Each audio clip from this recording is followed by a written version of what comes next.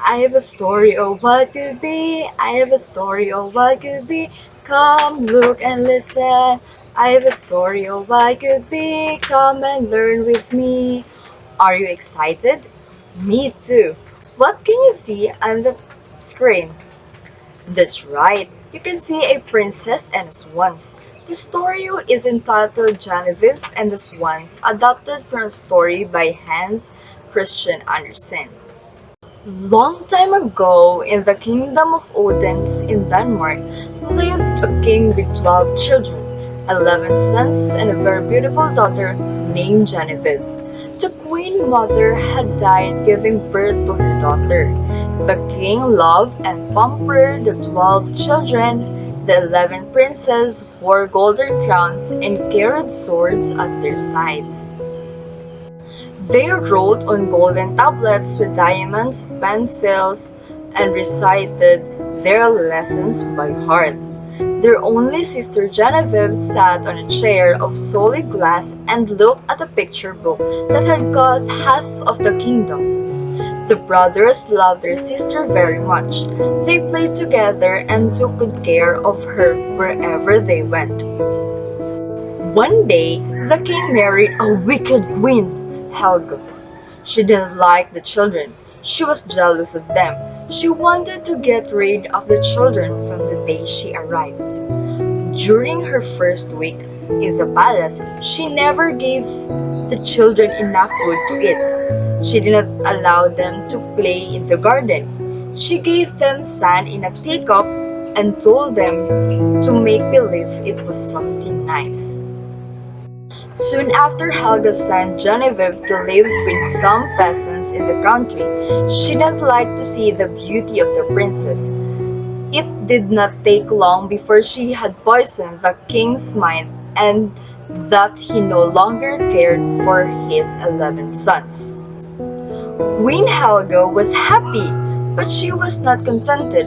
She put a curse on 11 princes. She turned them all into swans and threw them out of the palace. When Genevieve was 18 years old, the king wanted to see his daughter. Helga was angry and spiteful when she saw how beautiful Genevieve had grown. Helga pretended to welcome Genevieve. "Come, my child. You are so pretty, but you need to dress up." She brought Genevieve to her room to bath.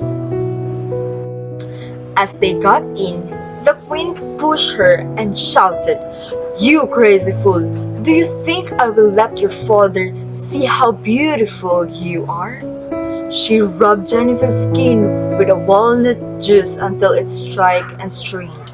She smeared the innocent girl's face with a bad-smelling ointment and let it tangle her lovely hair. It was quite impossible to recognize Genevieve now. "Where is my daughter? This girl cannot be my daughter," exclaimed the king while Helga smiled. Genevieve was sent back to the woods, but she did not return to the peasant's cottage. She swam in a pond to remove the dirt on her face and hair. Broken-hearted, she walked and walked. "Where can you be, my dearest brother? I miss you so much. If mother were only alive, we would be separated like this," cried Genevieve. The forest was quiet as she walked on. She had not gone far when she met an old woman. "Do you live here? Have you been by any chance seen 11 princes riding through the forest?" asked Genevieve. "No," said the old woman, "but I saw 11 swans wearing golden crowns swimming in the stream nearby." The old woman led Genevieve to the stream. As the sun set, Genevieve saw 11 white swans wearing golden crowns flying towards the land. They glided one after the other like a long white ribbon. Genevieve climbed the cliff and hid behind a bush. The swans landed close to her, flapping their wings. As the sand sunk below the water, The feathers fell away suddenly, and there stood 11 princes. Genevieve cried out in joy, for even though they had changed, she knew in her heart they were her brothers. She jumped into their arms and called out their names. They recognized their little sister who had grown so beautiful. They all realized how wicked their stepmother had been. The eldest brother explained, "We fly as once when the sun is up. We become humans when the sun sets. We have to be on the land at this time, or we fall to our deaths. We live in country on the other side of the ocean, far from here, with no islands on the way, except for a rock large, enough for us to stand side by side. We come here now and then to visit our castle, the church where mother is buried, and your cottage." "Now we have found you, our dear sister," said the second brother. "But how can we take you with us? We have neither ship nor boat." That night, Genevieve and her brothers talked for hours, sleeping very little. Her brothers braided a large strong net of reeds and willow bark to Genevieve to sleep on. When the sun rose and the brothers changed into swans, they took the net in their beaks and flew high into the clouds where their sleeping sister. One of the swans flew overhead and spread his wings for shade. When she woke up, they were far from land. She had beside her ripe berries her youngest brother gathered for her. Evening grew close, and the swans flapped their wings harder, so they would reach the lonely rock on time. When they did, Genevieve's brothers stood around her as the waves beat against the rock. They sang a hymn that comforted and encouraged them. Morning came, and the swan took their sister to the cave where they lived. "I hope I dream of how I can rescue you from the curse Queen Helga put on you," wished Genevieve in her dream she saw a fairy. "Your brothers can be rescued, but you must have the courage, determination, and endurance. You will feel pain and anxiety. Use the nettles around this cave and in the churchyards. Although they will sting until blisters appear, you crush them with your feet. Spin green cloth and knit 11 long-sleeved shirts. When you throw this over your brothers, the curse will be broken. But remember, you must remain silent. If you say a single word, your brothers will surely die." So Genevieve started her work. The nettles stung and blistered her hands, but she did not feel any pain. As she was thinking of her brothers, suddenly the sound of the barking dogs came from the mouth of the cave. Hunters were there too.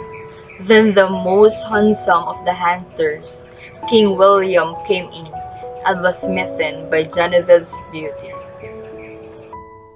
"What are you doing here? Come with me.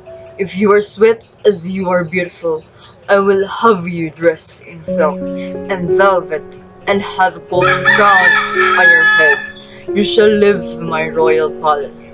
The king brought Genevieve to a room where the long-sleeved shirts of her brothers were on the table. "You can stay here.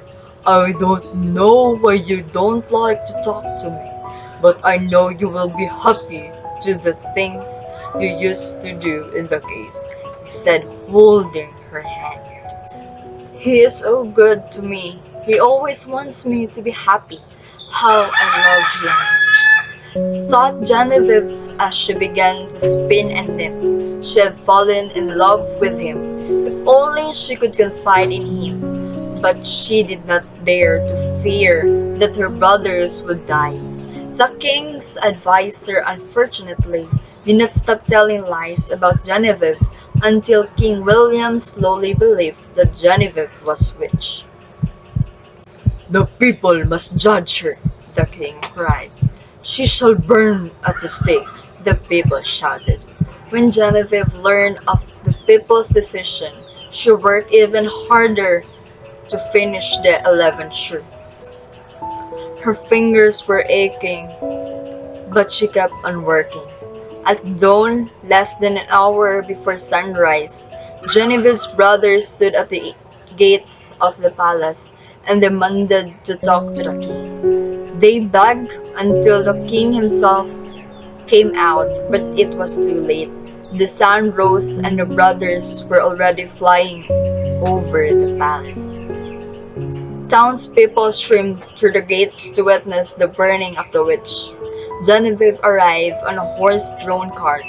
She was dressed in a rough sackcloth, and her lovely long hair hung loose around her lovely face.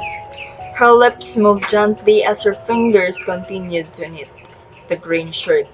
Even on the way to her death, she refused to give up her task. 10 shirts lay at her feet as she continued on the 11th.